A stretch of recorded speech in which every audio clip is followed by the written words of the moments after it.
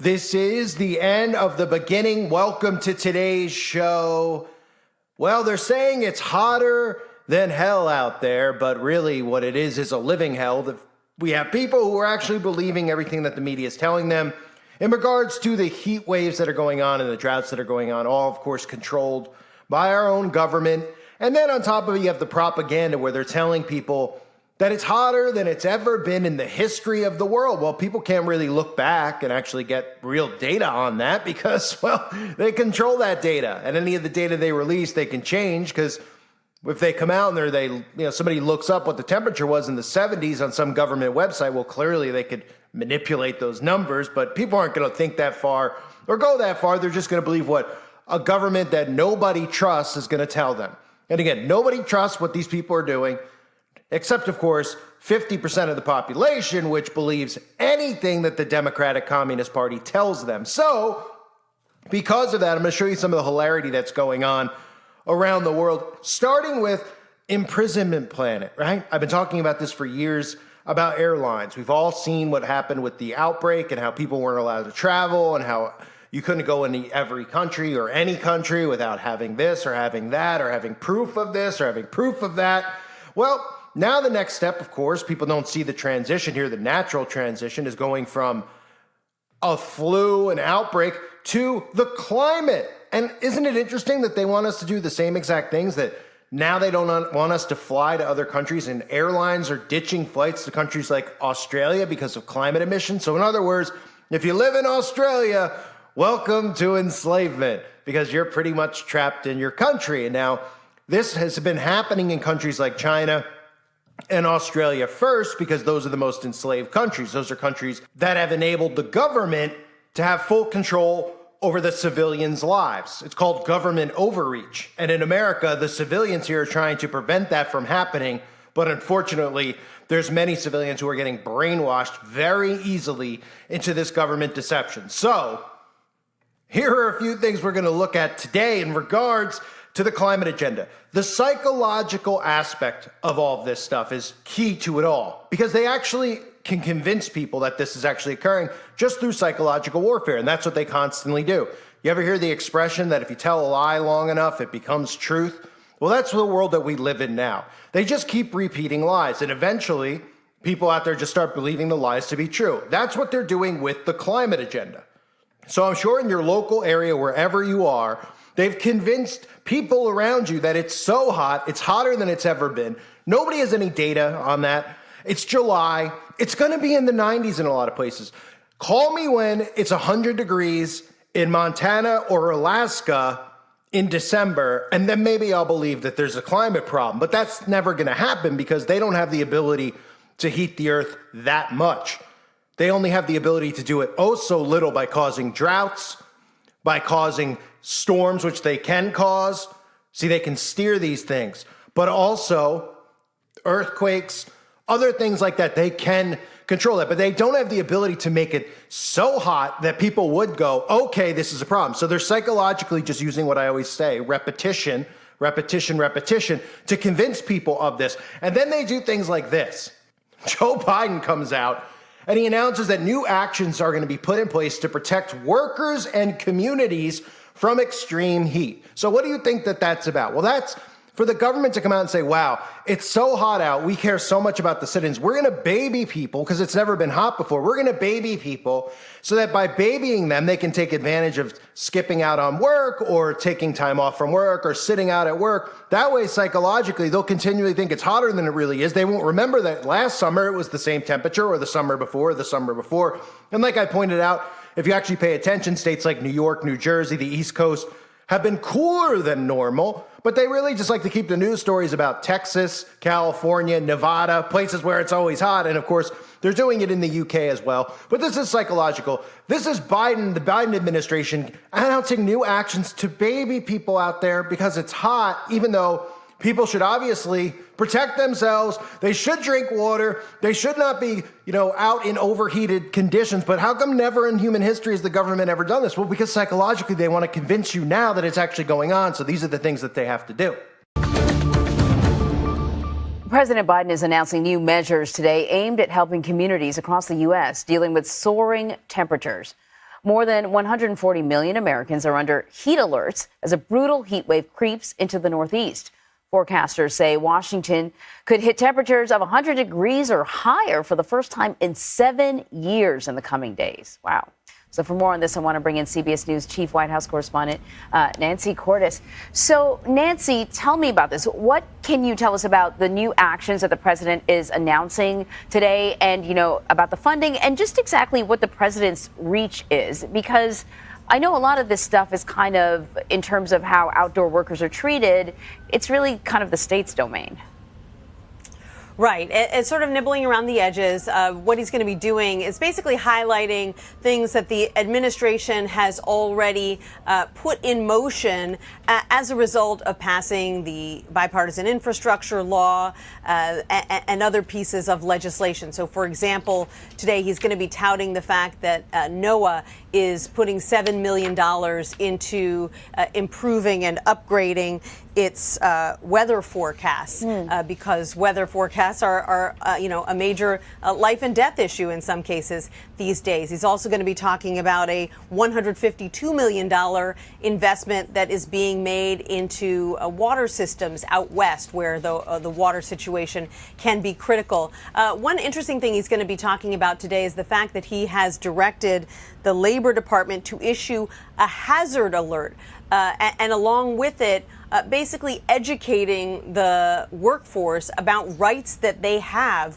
when it comes to heat, when it comes to conditions where it might be unbearable to work outside. A lot of workers don't necessarily know that they have those rights, and so he is urging the Labor Department, as we see records being broken from coast to coast, to inform people that they do have the right to speak up when they feel that conditions they're being put in are unsafe. Announcing additional steps to help states and cities deal with the consequences of extreme heat. First, I've asked Acting Labor Secretary Julie Su to issue a heat hazard alert.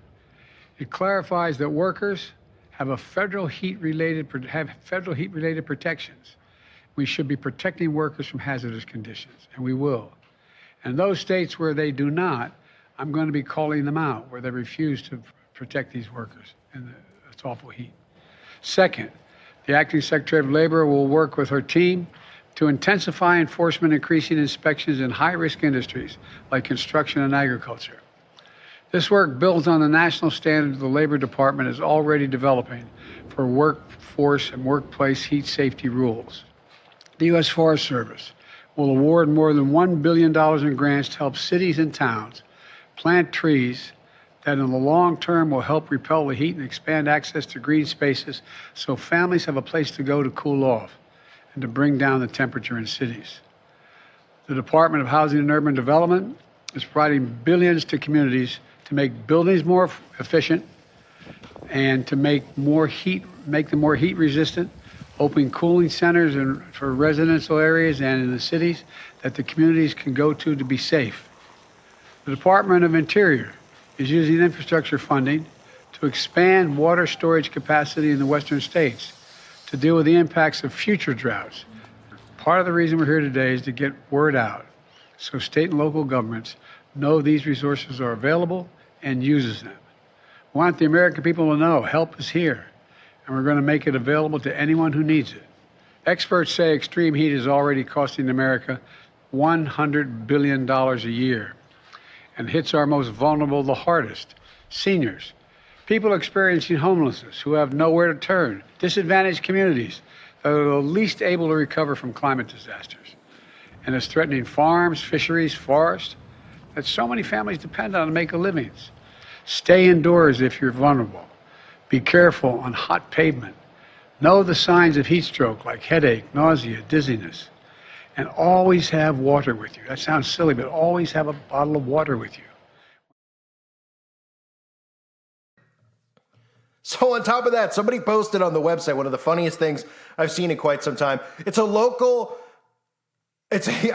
want to thank the person who posted it. It's from a local affiliate news outlet reporting on the extreme heat, right? They're talking about how hot it is oh, it's been so hot for 25 days in a row. Never have we had this kind of heat for 25 straight days. All sorts of data that they just make up, just like we just saw in the last thing that occurred 2 years ago, all the data that they made up. They just make it up as they go, but they know if they keep repeating it long enough that the idiots out there will believe it. And listen to this. What's so funny about it is they talk about how they want by 2032 to make sure that everybody has an electric vehicle, but one of the ways they're doing it is by making sure that manufacturers, 2 out of every 3 cars they make is an electric vehicle. So they mention that during the story because they're trying to talk about climate change and things that can be done to make sure it's not so hot. And then they throw in the fact, which should alert people, but it doesn't, that the battery life of an electric vehicle in extreme heat will die off because it can't really charge and the battery gets too hot. It overheats when it's hot outside. And people aren't looking at it going, wait a minute.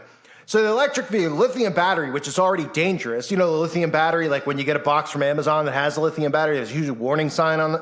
Or, you know, when you go to the airport, they make sure you don't have a lithium battery in your laptop or something like that. You know, people don't think, right? And they're like, oh, lithium battery. Okay, well, that's what's in the car, right?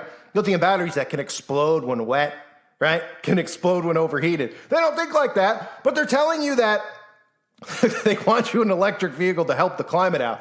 But it's so hot that lithium batteries are dying very, very fast, and nobody's concerned about how they're going to get to point A to point B. They're just going to give up gas power and go into these slave machines. Listen to this hilarious news report. Sharon, Micah, I think Vera will be especially interested in the end of our story tonight. But first, there are a few days left to sweat in the month of July, but already scientists say their forecasts show not only will this be the hottest July on record, this will be the hottest month human civilization has ever seen.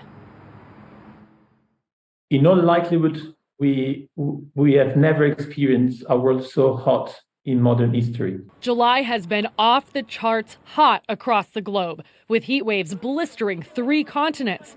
Europe, like here, where the Red Cross handed out water at the Acropolis. Here you are. Thank you. In Asia, and here in North America. Death Valley reached a record 132 degrees. All right, it's hot. Let's get out of here. And in Phoenix, more record heat, 110 degrees for more than 25 days straight. And as of Thursday, more than 15 total days of at least 115 degrees. President Biden met with the Phoenix mayor, among others, to talk about how to legislate heat relief. I've asked Acting Labor Secretary Julie Su to issue a heat hazard alert. The alert would notify employers and employees about ways to stay safe from extreme heat. According to federal data, more than 400 workers have died from heat since 2011, prompting the Biden administration to increase inspections on outdoor workplaces like farms and construction sites. The number one weather-related killer is heat. 600 people die annually from its effects. Part of a climate change initiative, the Biden administration wants at least 2 out of every 3 new cars to be electric by 2032. But this heat could cool the buyer's market. New research from Recurrent, a website providing battery reports for EVs, shows batteries drain the hotter it gets up to 30%. It's kind of like your phone, right? It overheats when you're using it on the dash, maybe in your car. But in regards to what the president announced today, he said there will be $152 million in spending toward drinking water infrastructure in 3 states. California is one of them. And this is one I was interested in getting Vera's take on. There will be $7 million toward weather forecasting for more accurate heat forecasts in our future. Sharon, Micah, I wonder how that will trickle down to our forecast here at KTLA. So with all those things being said, you would think that our society would start connecting the dots and seeing some of these things, but they still don't. Now more than ever, we're seeing the climate push.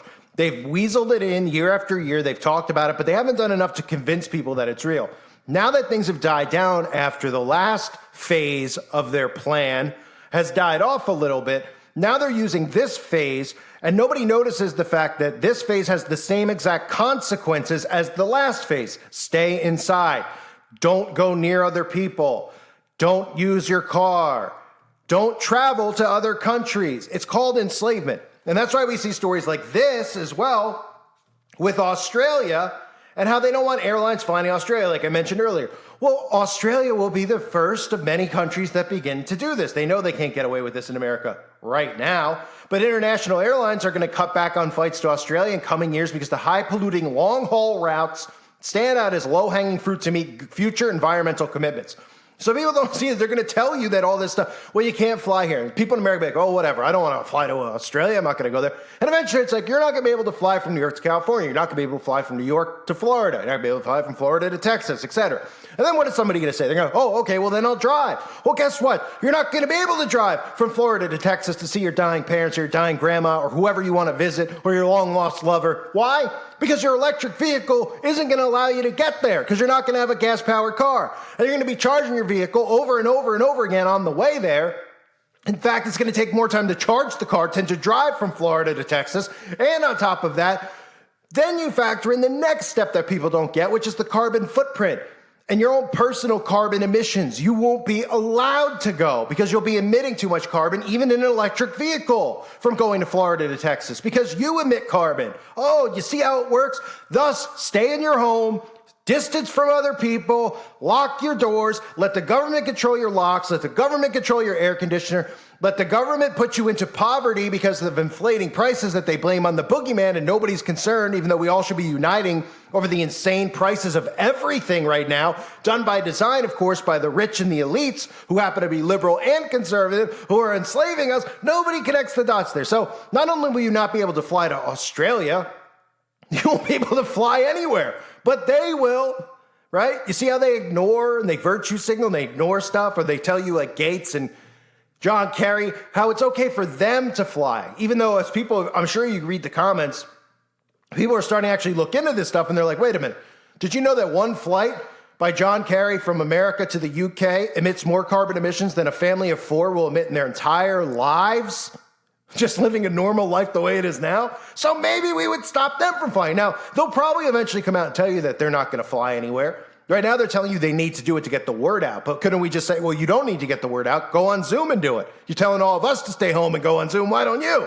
Oh, well, we need to meet in person. Well, why do you need to meet in person? Oh, so you could do things in secret. And of course, you can't do your rituals over Zoom. You need to be in person to, drink that adrenaline, to do all those things together. Right? You can't do it virtually. So, of course, you guys need to meet in person and then, of course, dictate our futures and destroy our lives. So they are adamant about this. They're telling you, and they're using psychological things over and over again. They're convincing everybody right now in July, think about this, in July, that it's hot. Yes, it's hot currently in some places and not so much in other places.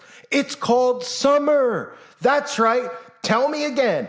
In December, if it's 100 degrees in all these states, if it's 100 degrees in Alaska, then maybe you'll convince some people. But somehow they're convincing people through the repetition. And that's why I constantly expose repetition, because it's the key to mind control. They tell you a lie long enough, it becomes true. Everything they're doing with the racial war in this country, with the gender stuff they're convincing people of, with conservative versus Republican, with Trump and Biden, this is all every day, day in and day out, a psychological war to convince you of everything they want to convince you of, to herd you the way they want to herd you. That's what it's about. And the climate agenda is the enslavement agenda. It's the boogeyman in the room that all the countries can unite behind, get together and say, look, it's not about affiliation of Republican or Democrat or whatever your notion is of religion. It's about all of us because we're all affecting the climate. So we all need to band together. We all need to enslave ourselves for the betterment of the future. The elites don't, of course. The Satanists don't. That's what this leads to. And all the organizations promoting it know exactly what it's leading to. They know exactly what's going on. They're laughing at us. Not me and you. They're censoring us for getting the truth out. They're laughing at society. They can't believe the fact that people are buying into this stuff with the genders, men having babies. They cannot believe it. But the reason they're doing it now, and the reason society's so dumb, is because the amount of technology that exists out there, the amount of phones, everybody's got a cell phone, right? Everybody's got a computer or some access to the internet, so the media can constantly attack. It used to just be, you got to get them in front of the TV somehow, some way to control their mind. They would use marketing and commercials, TV shows eventually, obviously, there was news, there was late night shows, and then, of course, propaganda shows, nothing like it is now. Children out there, teenagers don't realize what it used to be like. They weren't able to control the minds like they can now. So now they're going full force. And they're hitting the repetition at such an unbelievable level. It's like ping pong to people's heads, just hitting it with a ping pong ball over and over and over again. And they're beating it into your head just like they do in the school system. right? You ever question why in the school system you just constantly, oh, fourth grade English, fifth grade English, you learning a new language each year? Oh, fourth grade math, fifth grade, oh, well, you learn from geometry. Oh, okay. Fourth grade history, fifth grade history, sixth grade history. Why are you learning this over and over again? Why aren't you learning how to do something? Learning how to farm, learning how to do these things that actually would matter, which would give you a trade in life so that you could actually prosper and take care of yourself and your family. They're doing it because they're creating a false history of the world. They're doing it because they know that repetition will make you believe that all these things that they need to protect, it'll make you believe they're true when they're not. And they do it now with the media the way they did it in the school systems. That's why they're fine with destroying the school systems and saying college doesn't matter, we don't need this or that, because they can indoctrinate you wherever they want now. Every single thing is under control now. Everything is state-run media, TV shows, comedy shows, all of it. They control what people can and cannot say, and if they don't say and go along with the company lines, they're gone, they're canceled. And nobody realizes it's about an overall method of mind control, and then you factor in the narcissism and the sociopaths they're creating on a day-to-day basis because of what they're telling people over and over again about themselves and empowering themselves. And then social media, the behavior of people, they don't even know why they're taking pictures of things and uploading it. They're not concerned about their privacy. They're not concerned or thinking to themselves, does anyone care? They're just doing it because they're creating narcissists, because they know when people are narcissistic and then they beat this stuff into their heads that they will believe whatever they say and they will feel empowered. So when they hear people like me and you, they won't listen to us because they're like, who do they think that they're smarter than we are, et cetera, et cetera. And they're too distracted with nonsense. So, oh, it's hot out in July. Oh, the Biden administration's giving out alerts and more things to workers so they don't overheat. Well, why haven't we done that in the past? Oh, because it's hotter now than normal, apparently. Or because the government cares more now. No, because they know that by babying people, they can convince them, oh my gosh, the government stepped in and they're doing these things for workers now because it's so hot. It's so abnormally hot. Then they're going, wow, it's really abnormally hot. The government's stepping in. They're helping out. That's great. They're great people. Everything's great. They're helping out. They're babying me more so they can coddle me because I need to be coddled and I can't make decisions on my own. And that's how the whole thing works. So this insane mind control continues on. Can't fly to Australia. Guess what? People hear that and they just go, hey, what's the big deal? I have no plans to go to Australia. I live in Chicago. Oh, okay. Do you have plans to go to Iowa? Because eventually you aren't even be able to go to Iowa. You have plans to go up the road to your uncle's house? Guess what? Your carbon footprint's going to be too costly then. You're going to be giving up too much carbon emissions, so you better get on your Zoom call. You know how they conditioned you a few years ago to do everything on Zoom? How many people now do you see who are like, do you got Zoom? Do you got FaceTime? 5 years ago, nobody had it. Nobody cared. People thought it was weird. They're like, a phone's a phone. Now it's like, get on the Zoom, get on this. Well, what just occurred to get people used to human interaction via technology without being face-to-face? What do you think, that's going away now? No. Now they're using other means to get you convinced. And they didn't like what they saw from the last thing they created because they saw the data and the feedback and not enough people obeyed them. So now they're going to make sure that you obey them this time.